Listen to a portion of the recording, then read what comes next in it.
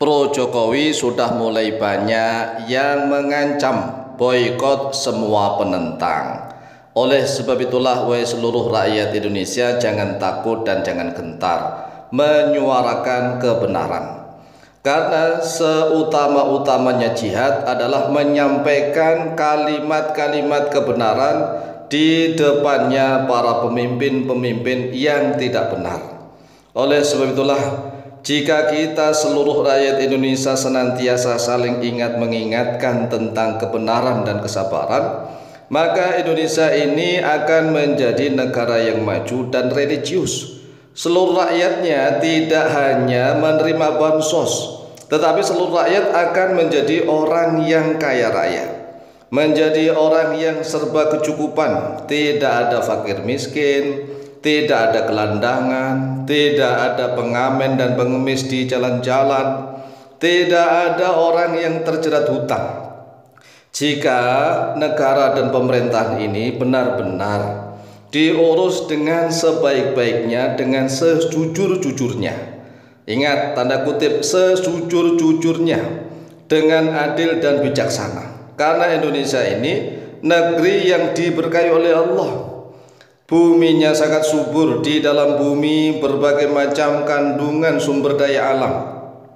Jika memang negara ini benar-benar diatur dengan menggunakan sistem yang takut kepada Allah, maka tidak ada rakyat yang miskin, enggak ada rakyat yang menjadi pengamen, pengemis, gelandangan, tidak punya pekerjaan. Apalagi rakyat Indonesia yang wanita-wanita terhormat itu keluar negeri meninggalkan anak-anak dan suami hanya demi untuk mendapatkan sesuap nasi. Qala Rasulullah sallallahu alaihi wasallam, telah bersabda oleh Rasulullah sallallahu alaihi wasallam, ana aula bil mu'minina min anfusihim, faman tufiya wa alaihi daynun fa alayya qada'uhu, wa man taraka malan fa huwa li warathatihi. Rasulullah Shallallahu Alaihi Wasallam sebagai seorang pemimpin negara, sebagai seorang pemimpin pemerintahan, beliau memberikan teladan bahwa siapapun di antara rakyatnya yang mati meninggal dunia meninggalkan utang, dia mati meninggalkan hutang, maka hutangnya itu ditanggung oleh penguasa. Inilah yang dicontohkan Rasulullah. Sehingga para penguasa berikutnya seperti Sayyidina Abu Bakar As-Siddiq, Sayyidina Umar bin Khattab, Sayyidina Uthman bin Affan, Sayyidina Ali bin Abi Thalib, semuanya meniru Rasulullah sebagai seorang pemimpin. Tatkala ada rakyatnya yang wafat meninggal dunia dan memiliki hutang, maka hutangnya itu ditanggung oleh pemerintah. Nah, kalau di negeri Arab sana ini kan gersang, negeri gersang yang tanahnya tidak sesubur tanah Indonesia. Itu pun para pemimpinnya bisa untuk menerapkan bahwa siapapun di antara rakyatnya yang mati meninggal dunia dan punya hutang, maka hutangnya itu ditanggung oleh negara, oleh pemerintah. Nah, sedangkan kita sebagai penduduk negara yang sangat makmur, gemah ripah loh Cinawi, kok aneh apabila banyak rakyat yang punya hutang, terjebak pinjaman online, bahkan sekarang ini judi slot merajalela di mana-mana. Sedangkan negara kita adalah negara yang subur, yang diberkahi oleh Allah. Oleh sebab itu, sekali lagi, jika semakin banyak pro Jokowi yang mulai berani untuk mengancam-ancam, memboikot siapa saja para penentang Jokowi, maka sekali lagi jangan takut, jangan gentar, terus suarakan kebenaran. Nah, kalau di channel kami ini banyak sekali sudah mulai. Padahal aneh kalau dipikir-pikir. Mereka selama ini hidupnya susah, menderita, banyak utang. Kemudian mereka datang ke rumah kami memohon amalan-amalan, ijazah amalan, zikir dan doa. Dan mereka, mohon maaf, juga ada yang hutang uang. Tetapi tatkala kami mengeluhkan ini kepada pemerintah, dan orang-orang ini mengkritik kepada kami, bahkan memboikot, mengancam-ancam. Nggak usah mengikuti channel YouTube Al-Mu'allim Center. Nggak apa-apa, nggak apa-apa. Ini namanya orang bodoh yang terlalu fanatik buta.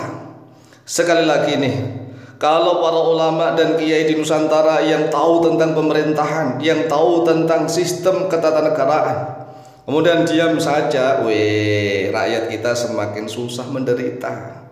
Nah, setiap saat kalau ada rakyat Indonesia yang datang ke rumah kami mengeluhkan ekonomi, mengeluhkan hutang, mengeluhkan berbagai macam problematika, kami itu yang kami pikir adalah pemerintah, penguasa.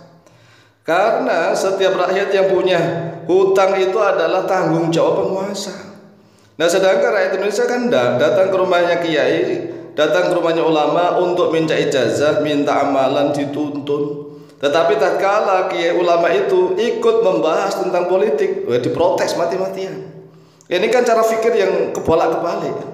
Nah, bagaimana kalau seandainya para kiai dan para ulama yang paham tentang politik, paham tentang ketatanegaraan, paham tentang bagaimana cara mengatur bangsa dan negara dengan baik, kemudian mereka bersama-sama mengatur bangsa dan negara ini bersama-sama, maka Indonesia ini tidak lama akan menjadi negara yang maju dan religius. Lawang kita bisa renungkanlah zaman kemerdekaan, hampir seluruh ulama, kiai, tokoh itu paham agama. Pak Soekarno saja itu paham tentang Al-Quran hadis, apalagi Pak Muhammad Hatta. Bung Karno, Bung Hatta, apalagi Muhammad Yamin, apalagi Dr. Agus Salim, apalagi Kiai Wahid Hasim, apalagi Hatutul Syekh Kiai Haji Hashim Asy'ari. Semuanya ini memahami tentang ilmu agama Islam dengan mendalam. Hampir tokoh-tokoh bangsa ini adalah berguru kepada Haji Umar Said Cokro Aminoto, pendiri HOS itu Haji Umar Said Cokro Aminoto. Mereka pendiri SI, Serikat Islam.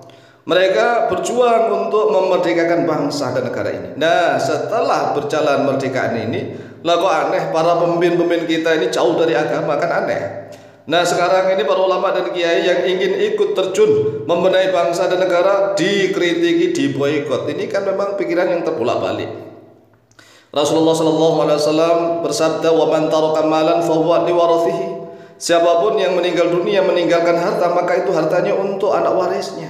Kan enak kalau wafat dia punya hutang ditanggung oleh negara, kalau dia wafat punya harta, hartanya dibagi ahli warisnya. Inilah sistem yang bagus. Ini hadis sahih riwayat Muslim nomor hadis 1619 dari Abu Hurairah radhiyallahu anhu. Dan Rasulullah SAW juga bersabda, "As-sultan waliyu man la waliyalahu." Rawahu Abu Dawud. Pemerintah itu adalah walinya orang-orang yang tidak punya wali baginya.